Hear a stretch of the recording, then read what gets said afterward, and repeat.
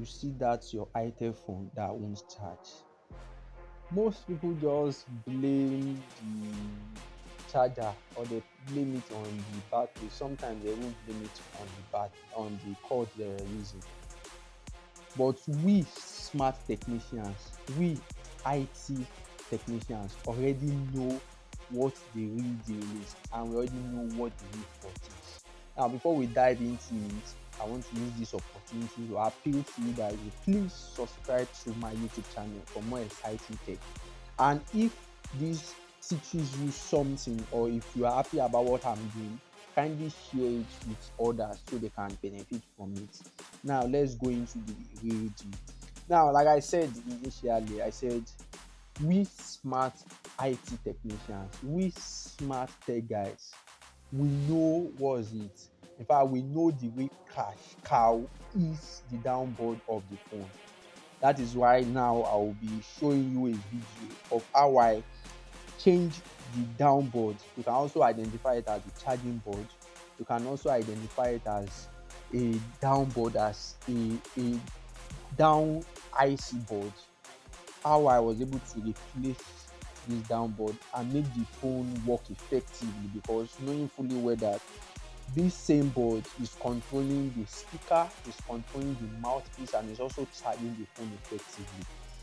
Now, and when the phone falls or when it fails, boom, your phone practically is useless. In fact, you will be wondering that maybe your village people followed you to your current position, because when the phone starts to misbehave, phone that you used some hours ago and now is just misbehaving, probably it is not increasing in the percentage, it is not charging at all, it is reducing, or it is staying at the same position.